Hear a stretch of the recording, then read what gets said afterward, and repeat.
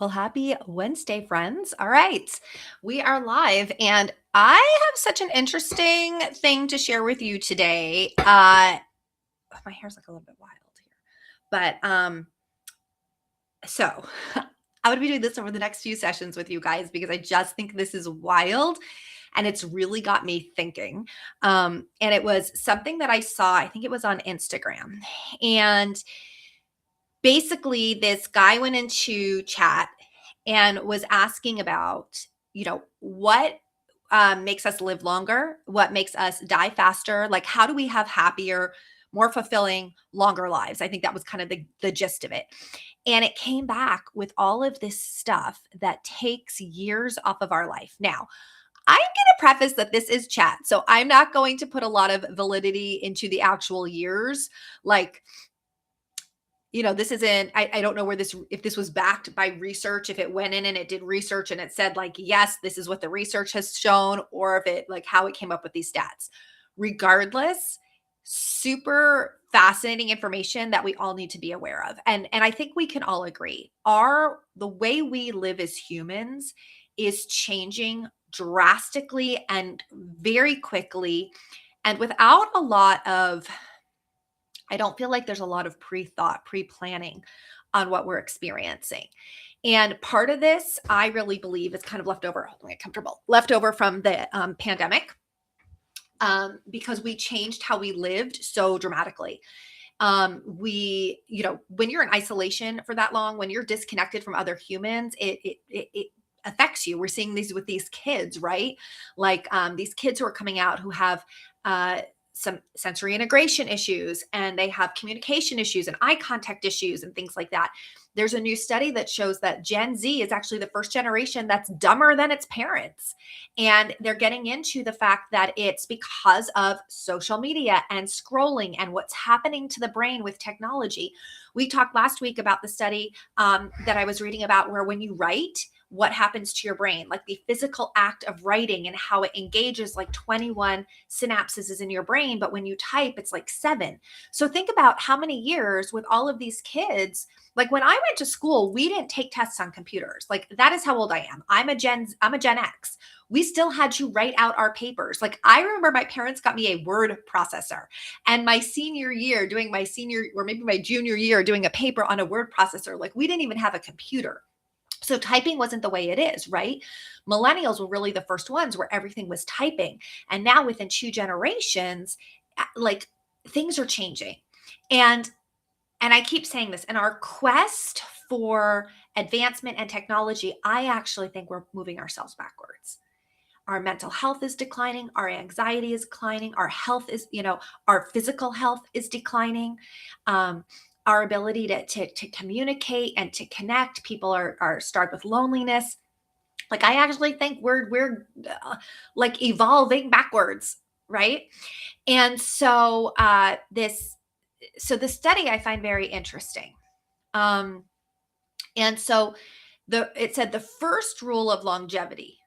This is the first rule. If you want to live longer, healthy, happier lives, and that's what we're going to talk about today. And I'll share the other ones with you on the other ones. So I go live every Wednesday and every Friday, and then you can always catch the replay. And I love when you're live with me because then we can chat. So if you're here live, great. The first rule of longevity, though, is do only what does not generate internal resistance. And it gives 3 examples. But I find this interesting because internal resistance is your knowing, right? It's the Holy Spirit, your awareness, your knowing going, this isn't quite right. This isn't something you should be doing. And many of us, myself included, struggle to listen to that voice. And we struggle to listen to that voice for a lot of different reasons, right? In our head, we try to logically think our way out of that. We're driven by fear often. We're driven by comfort.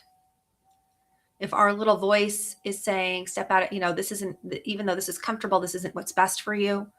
Even though this is safe, this isn't what's best for you. Or like in the case of me, when I have listened sometimes to that voice, it's led me down a path that was really painful. I remember talking to, if you don't follow my friend Corey Michelle, I had listened to my little voice, that little knowing, a few years ago, and acted on it. And it led me down a path that was the most horrifically painful experience of my life, where I discovered a deep betrayal um, from a family member that was, I honestly didn't think I could get through it. And I say that as somebody that I feel like I'm very resilient. I feel like I've been through a lot. This was the most horrific thing I had ever been through. And still have not, that wound is still very, very, very deep. And I remember saying to her, I made the wrong decision. I made the wrong decision by going down this path, because look how much pain it caused me. I mean, serious, serious pain that kind of like rippled and rippled and rippled and folded. And I said to her, I just made the wrong decision. And I even went back to, this is just a few years ago, I went back to therapy to deal with it, because I could not deal with this betrayal and this pain. And she said to me, sometimes following your knowing, we think it's going to lead us to something positive. We think that it's supposed to lead us to like sunshine, happiness, roses. She goes, but following your knowing is not about that. Following your knowing is leading you to truth. And when you followed your knowing, it led you to truth. You discovered the truth about this family member. You discovered the truth about this situation. And it was a painful, horrific truth to have to discover, but you discovered truth. And I will tell you that one conversation did more for me than like the 3 months of therapy that I had been doing. I canceled the therapist. I was like, okay, that makes sense. And it allowed me to kind of move on, because I did get that. I got truth, painful truth, but I got truth. And this is why I think sometimes we don't follow our inner knowing, because it's going to lead us to something that's going to be very painful. So ChatGPT said, if you're just joining us, hey, if you're just joining us, say hi. I see some people hopping on. First rule, if you want to live a longer, healthier, happier life, only do what does not generate internal conflict, so that your knowing goes, yes, this is good for you. There's no conflict there. So it had some questions. Do you hate your job, but you do it for money? Now, it said that would take 15 years off your life. Again, I have no idea what came up with that stat, 15 years. But let's say it takes a year, right? Do you do you hate your job, but do it for money?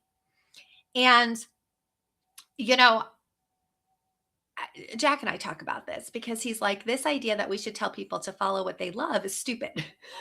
He said, because you should follow what's going to create security and income, because if you have security and you have financial security and you have a lot of income, then you can go do what you love. And I was like, well, there's something to be said for that. I mean, I grew up in a family that was very much like, follow your dreams, follow what you love. Right. And I went to school, I went to private college for a theater degree, right? So clearly that was not following like, income or stability, from that standpoint. And so a mentor of mine says, money does not make you happy. Money gives you choices, and choices make you happy. And I would agree with that statement. The more choices you have, the happier you are. And usually your choices and your ability to make choices are driven by how much money you have, right? So there's some truth in that. But I will also say, I cannot imagine getting up every day. And there's a difference between doing a job that you're like, this maybe not be my dream, but there's a difference between getting up and doing something that you hate. That you get up every day and you go, I don't want to be doing this. And I'm forcing myself to do this because I need a paycheck. And so if you are in that situation, I would encourage you to do some deep reflection.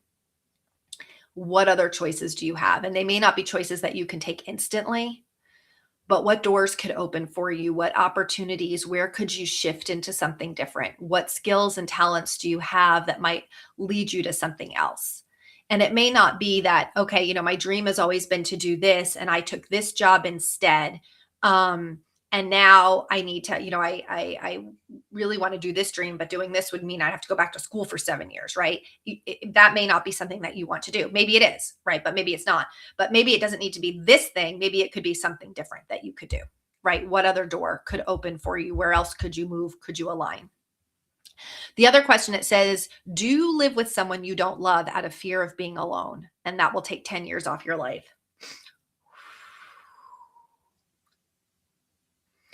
This one was a conflict for me. Do you live with someone you don't love out of fear of being alone? because I remember when I got married, there was a saying that I always this and it was a saying that I had learned in business that I applied in my marriage, which was an inappropriate thing to do because it did not serve me, it harmed me. The saying was, I will operate on my commitment, not on my emotion. And it was a saying that I had learned in my business, which the idea was that when I set a goal, and this is a great thing I'm sharing with you, when you set a goal, when you say, this is what I'm going to do, what happens is we then start to do it. But then when it becomes hard and we hit roadblocks, we back off, or we convince ourselves we didn't really want that goal, or we, kind of get lazy about it. And so when things were hard in my business, when people were disappointing me, when things were frustrating, when I felt like I was hitting a roadblock, I remember I would say to myself, I'm operating on my commitment, not on my emotions. Because as women, we're driven by emotions, right? Like we're super emotional. I always say feelings are fickle. We feel different every day, right? And we can't always trust our feelings. That's different than our inner knowing. It's just how we feel. And so I would say I'm operating on my commitment. Well, when I got married, right, I would say that same thing. I would like be feeling this way, but I'd be like, I'm operating on my commitment. My commitment was to get married, and married is a commitment. It's not just always being in love. And that actually kept me in a very abusive marriage for 7 years that I never should have been in. So that was not a great thing to apply to my marriage, right? I do think, though, that we struggle, obviously, in our country with a very high divorce rate. I mean, 50% of marriages, that's not first marriages, but 50% of all marriages end in divorce. And there's an interesting book by the woman who wrote Eat, Pray, Love, Elizabeth Gilbert, I think that's her name. She wrote a book called Committed, and it's kind of a pun on words, Committed, about marriage. And she studied marriages all over the globe and what caused high rates of divorce. And what she found was that once the idea of a love marriage was introduced, that's when divorce rates skyrocketed. That when the idea was that I love this person and I marry you because I love you and you are supposed to fill everything for me. You're supposed to be my best friend, my lover, my confidant, my all these things. Well, no one person can live up to that, right? No one person can fulfill all those needs. And that's when then people would get divorced because they'd go, oh, no, like that, that feeling was gone. So this was interesting to me because anybody I know and, who I've talked to who's been married for like 25 years, a long term. And I've really, my offspring director, Carla, she and her husband have a beautiful marriage. And they're such a good example of a married couple. And when I got engaged, she said to me, I want you to, I'm emotional. It was so sweet. She was like, you really need to be with married friends who have long-term marriages, who can be like a mentor for you guys. And, they're not that much older than us, but clearly they've been married much longer that, neither both of us have been divorced. And so, she said, I want us to really be able to kind of like be there for you guys and be there as a support for you as and she's such a godly woman. Her husband's a godly man. Like it was just really beautiful. And she has often said, she said, anybody I know who's been married a significant amount of time, that most of them had a season where they were like, I don't want to be married to this person anymore. Right. I would like to get out, but they stay operated on that commitment that they made to each other. And they move through that season and then usually have a stronger marriage at the end. Right. So I think that, do you live with someone you don't love out of fear of being alone is a tough one, because if you're married, I don't think you just go, well, I don't love you and I'm just out. Right. I think you figure out like, why am I feeling that way? How do I rekindle that love that I once had? I also think, though, that there's people who are in relationships or they're living with people that they're not married to, that they don't really love, that they know this is not the right person, but they stay because they don't want to be alone, or they stay because of the fear, and they stay. And I remember leaving some, relationships that were really hard because they offered the security and safety. And as a single mom, something to be said for that. But I knew they were not God's best for me. Right? I just knew. And I remember thinking I'd rather be alone than with the person that I'm not supposed to be with. Right? So I thought that was an interesting one. I thought my phone just died for a second. Okay. The other one it said is this was such a big one. Do you surround yourself with people who drain your energy? Now, according to chat, that will take 8 years off of your life. Again, I have no idea where it's getting these years, but do you surround yourself with people who drain your energy? Oh, that's such a big one. That's such a heavy one, because this can be a work environment. You could work in a work environment with people there who drain your energy. This could be a family environment. You might have people that you really love that are family members, but they drain your energy. This could be friends. This could be, places that you go to. Like, this is a tough one. And we all know this. We have energy givers or energy drainers. And so if you are in a place where you do not have positive women around you, this is something I would make a priority. I would make a priority. And how do you know if it's positive or negative? Listen to the conversations that are happening. If the conversations are about other people, that is not a place you probably want to be. If the conversations leave you drained, that is not a place you want to be. You know, we should be in places where when we leave, we feel uplifted, we feel empowered, we feel good, we feel like we can go after our dreams. The people around us make us feel good about ourselves. If the people around you don't make you feel good about yourself, like there need to be new people, right? And this is one that I think is a little bit easier to fix. I mean, if you're in a job that you absolutely hate, but you have to do it for money, that's a tough to say, I'm just going to switch directions right away. That might take some planning, some thought. You might need to get some wise counsel. You might need to, go back and get some skills in order to transition out of that. If you're in a relationship with someone where you're living with somebody that you don't love and you're there because you're afraid to leave, that also could take some finagling, like I got to go find a new place to be and, leaving that relationship. And that's not just an overnight thing. This one, though, you can implement today. This one today, you can change your circle. You can say, I'm going to limit the time that I spend with these people. I'm going to limit the time that I have these conversations. Some of us, it's just the people we're on social media with. Like, honestly, if you're scrolling through and you're seeing a lot of anger and post and disruption and frustration and people and negativity, you don't have to unfriend that person, but you can go into your settings so that their stuff doesn't show up on your page unless you go and seek them out. It would hurt my heart so much if anybody ever did that to me, but I guess maybe they don't ever want to see anything about my direct sales business and they don't want to see that. And so they unfollow me, right? Or they cut their, whatever that is, where you take a break, I hope everybody who comes to my page feels a little bit better after they leave, but who knows? Everybody's got their thing. That is something you can implement immediately. And we've been talking, if you go back and you watch my other videos, we've been talking about women struggling to find groups of friends. Again, that's something that you can do instantly. You can go to a meetup, go find a meetup and go join a meetup. Go into your Facebook, search your town, look for women's groups, moms groups, women's groups, things like that. Again, we talked about this is one of the reasons, having a direct sales business was so great for me because it gave me an instant group of positive girlfriends. I mean, the direct sales industry gets a lot of flack and certainly there's some good organizations, there's some bad companies, there's some good companies. I would say if you're looking for a company, I would go to the DSA.org. That's kind of like a government regulated, and that if they're with the DSA, they're adhering to a certain code of ethics, a certain standard, that they're like a legit company. So that's a good place to start. And if you have questions, you guys can always email me. Obviously, I've been in the industry for 28 years, so I know quite a bit about it. And I'm happy to help, kind of point you where you can look and stuff like that. But one of the benefits of being in that type of a business is that you get an instant support system, and there's so much personal growth and personal development surrounding that.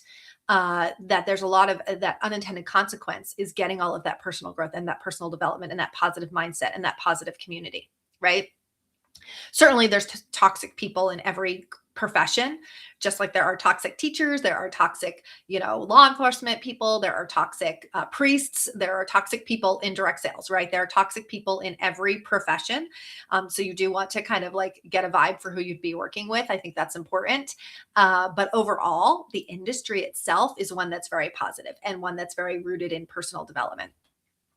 So very interesting. And what I'm going to do over the next, couple of sessions is show up. I'm going to share with you the other things that it said, but it ended with this: each day in a toxic environment, accelerated aging at the cellular level.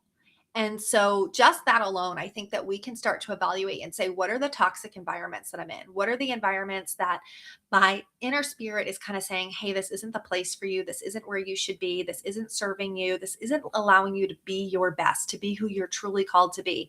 And I think sometimes that's tough, if there are people that we really care about. But in order for us to be the best version of ourselves, in order for us to be the person that God intended you to be when he created you with all of your gifts and all of your fullness and all of your talents, where you really wake up and you're like, I am living my best life. I am using my gifts and my talents to their full ability.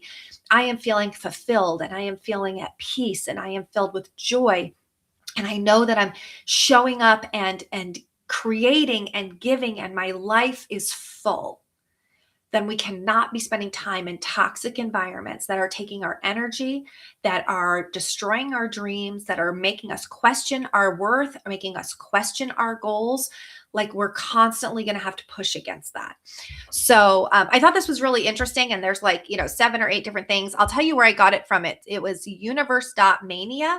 And then it was also the other one that was tagged with it was blueviper.ai. I think that's it. I think that's where it came from on. And so it was a fascinating post. And we'll go through it the next few weeks, but I would love your thoughts. I would love for you to share with me, what are your takeaways from that? How can you apply that to your life? What do you think about this? And it's interesting how we probably have more control over our long-term health and happiness than we realize. And it's just making choices, even tough ones. So I will see you Friday at noon. I hope you have a fabulous day. If you go here to the links, this is where you can connect with me. Tomorrow we are having our in-person Hey Girl You Can networking event. It's in Monmouth County, New Jersey. If you've never been and you'd like to join us, send me a DM. I'll send you a coupon code for a free ticket. And then this week, Sunday night on our Hey Girl You Can session, we're going to be doing, the week 3 in the pillar that we've been working on. So last week we did all on how to network and get leads and find people for your business. And this week we're going to be focused on how to take the data, the numbers of your business and make your business predictable. Because this is, you have to really have a level of predictability in order to be able to scale a business, right? In order to be able to grow a business, you need to know, if I do one and I do one, I will always get 2. So in order to be scalable, you need to know your numbers and you need to know how to track. And tracking is also what really helped me be able to run my business with less of an emotional roller coaster. So that's what we're going to be diving in on Sunday. So again, if you have a business, that's where I would connect with me, because that's where you're going to get all of the tools that you need to scale and sustain your business. If you don't have a business and you're thinking you might want one, send me a DM. Let's chat. And nothing else, I can kind of be a springboard for you to give you some ideas of what to look for. But I think that, there's stats that, like, I don't remember what it is, so I don't want to say the wrong thing, about how many people in America would love to own their own business. And I find a lot of people who do have a business, but they don't have the support to be able to really start it strong, scale it, and then actually be able to sustain it. And so that's where I can come in with my 28 years of experience to support you in those areas. All right. So I hope you have a fabulous, wonderful day. Go be in a positive environment. Stay away from those toxic environments. Go live your best life. Bye, guys.